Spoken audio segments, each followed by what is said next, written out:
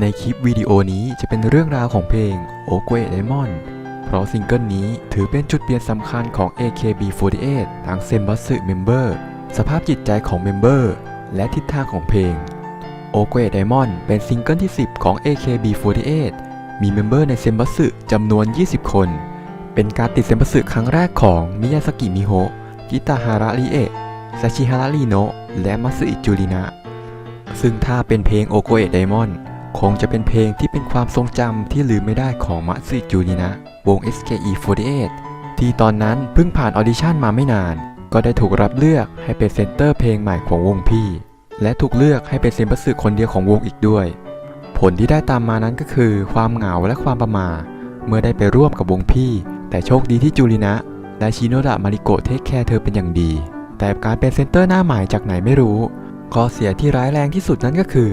แฟนๆไม่ได้ยอมรับในตัวเธอทำให้จูรินะต้องเจอกับคำพูดต่างๆที่ทำร้ายจิตใจมากมาย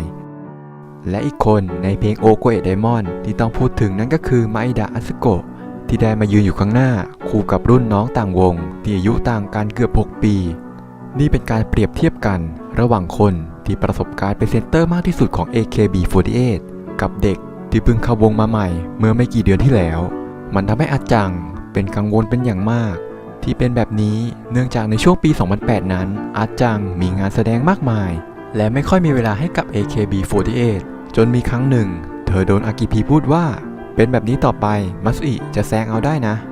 ซึ่งซิงเกิล Okoe Diamond นั้นไม่ใช่แค่ช่วงสำคัญของอาจังเท่านั้นแต่ยังเป็นช่วงสำคัญของ AKB48 ด้วยเพราะ2ซิงเกิลที่แล้วในซิงเกิลที่8 Sakura no Hanamiya-tachi 2008 AKB48 ได้ขายซีดีที่เธียเตอร์และมีกิจกรรมพิเศษ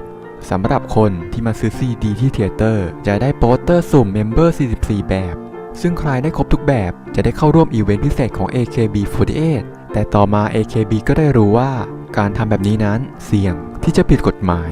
เข้าข่ายการค้าไม่เป็นธรรมต่อค่ายเพลง Death Star Records AKB ได้ยอมรับสิ่งนี้และได้ให้แฟนๆที่ซื้อซีดีจำนวนมากสามารถมารับเงินคืนได้ผลที่ได้จากเหตุการณ์นี้คือยอดขายซีดีที่ไม่ถึงเป้าและ AKB48 ถูก Death Star Records ยกเลิกสัญญาทำให้ซิงเกิลต่อมา Baby Baby Baby AKB48 ที่ยังทำสัญญากับค่ายเพลงใหม่ไม่สำเร็จจึงต้องออกวางจำหน่ายในรูปแบบดิจิตอลและในซิงเกิลที่ 10 Okoe Diamond นี้ AKB48 ก็ได้วางจำหน่ายภายใต้ค่ายเพลงใหม่อย่าง King Records เป็นครั้งแรกและเป็นครั้งแรกของ AKB48 ที่มีแผ่นแบบเธียเตอร์ที่จะแตกต่างจากแผ่นเรกูล่าทั้งหน้าปกและเนื้อหาภายในและเป็นครั้งแรกที่ AKB48 มีบัตรจับมือทั่วประเทศโดยที่จูรินะกลายเป็นเมมเบอร์คนแรกที่ขึ้นปกเดี่ยวทั้ง2รูปแบบโดยเธอได้ตะโกนคำว่ามาริโกะซามะในตอนถ่ายและสำหรับ First Page ยังพิเศษมีหน้าปกเมมเบอร์ทั้ง19 คนไม่รวมจูรินะให้เลือกเรียกได้ว่าเป็นซิงเกิลแรกภายใต้การวางจำหน่ายของ King Records ที่เปลี่ยนแปลงไปอย่างมากและนอกจากนี้นั้นเพลง Okoe Diamond ก็ได้เป็นเพลงประกอบรายการ Akko ni Omakase และละครเรื่อง Mendal Ikemen Idol อีกด้วย Okoe Diamond เป็นเพลงที่กล่าวถึงการบอกความรู้สึกที่แท้จริงเป็นการบอกถึงความรู้สึกในหัวใจที่มันอัดอั้นอยู่ในใจกลายเป็นแรงกระตุ้นจนอยากตะโกนบอกรักดังในเนื้อเพลงที่บอกว่าฉันรักเธอฉันรักเธอเป็นการบอกรักอย่างตรงไปตรงมาแบบที่สโลแกนของเพลงนี้ที่ว่าถ้าคุณตะโกนออกมาดังๆคำเหล่านั้นจะกลายเป็นดั่งเพชรเป็นการบอกรักด้วยความรู้สึกอย่างแรงกล้านั่นเอง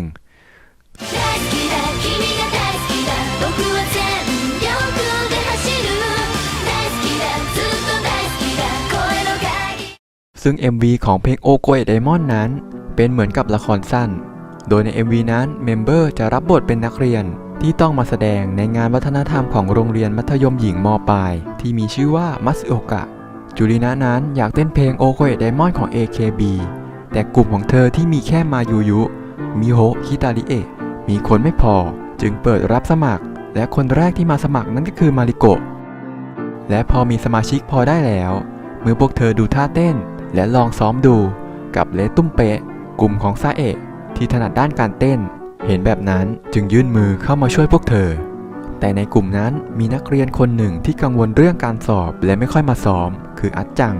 จนในที่สุดก็ได้มีการทะเลาะกันกับซาเอะและในวันจริงที่การแสดงเริ่มอัดจัง ก็ไม่ได้ไปแสดงที่เวที ในขณะที่การแสดงได้ดำเนินต่อไป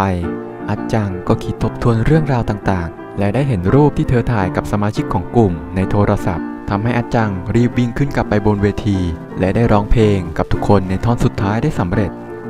ซึ่งใน MV นี้นั้นเมมเบอร์ทุกคนของ AKB48 มีส่วนร่วมกันหมดใน MV และในฉากที่อัดจังทะเลาะกับซาเอะมีเพียงพวกเธอ2คนเท่านั้นที่รู้สคริปต์ทำให้จังหวะที่ทั้ง2คนทะเลาะจนถึงขีดสุดนั้นทำให้เมมเบอร์ตกใจกันตามไปหมดแต่ว่าฉากนี้ใน MV 5 นาทีโดนตัดไปและหลังจากซิงเกิลที่ 10 Okoe Diamond ของ AKB48 วางจำหน่ายในสัปดาห์แรกนั้นก็ทำยอดขายไปได้เป็นอันดับที่ 3 ของ Oricon Chart ด้วยจำนวน 48,258 แผ่นซึ่งมียอดขายมากกว่าซิงเกิล Sakura no Hanabidachi 2008 ถึง 2 เท่าซึ่งนับจากซิงเกิลที่ 10 Okoe Diamond นี้ AKB48 ก็ทำยอดขายมากขึ้นในทุกซิงเกิลอิโนเอะโยชิซามะผู้แต่งเพลงนี้ได้กล่าวว่า Okoe Diamond เป็นเพลงแรกที่ทำให้คนทั่วประเทศรู้ถึงการมีอยู่ของ AKB48 อากิโมโตะ ยาสึชิ ผู้ก่อตั้ง AKB48 ได้กล่าวว่านับตั้งแต่ Okoe Diamond จำนวนแฟนๆที่รุ่นราวคราวเดียวกับเมมเบอร์ก็เพิ่มมากขึ้นโดยเฉพาะกลุ่มวัยรุ่นทาคาชิมินามิกล่าวว่าเธอรู้สึกถึงจำนวนแฟนๆที่เพิ่มมากขึ้นอย่างต่อเนื่องนับตั้งแต่เพลงนี้วาตานาเบะมายุกล่าวว่าเพลงนี้คือจุดเปลี่ยนส่วนอัดจังนั้นก็ได้เข้าใจความหมายของตำแหน่งเซนเตอร์ที่เธอยืนมากขึ้น Okoe Diamond ยังได้ถูกแปลเป็นภาษาอังกฤษเมื่อ AKB48 ได้มีโอกาสได้ไปแสดงที่ต่างประเทศและเมื่อได้มีวงน้องสาวนอกประเทศเกิดขึ้น JKT48 BNK48 AKB48 Team SH ก็ได้นำเพลงนี้ไปแปลเป็นเวอร์ชั่นของตัวเองเช่นกันและนี่ก็เป็นเรื่องราวของ Okoe Diamond ซิงเกิลที่เป็นจุดเริ่มต้นในการก้าวไปสู่อันดับที่ 1 ในชาร์ตเพลงของ AKB48 และยังเป็นจุดเริ่มต้นของ CD รูปแบบเทเตอร์ที่เป็นส่วนหนึ่งของ48 กรุ๊ปญี่ปุ่นและเป็นส่วนหนึ่งของยอดขาย CD AKB48 เป็นจุดเริ่มต้นของกลุ่มแฟนๆที่มากขึ้น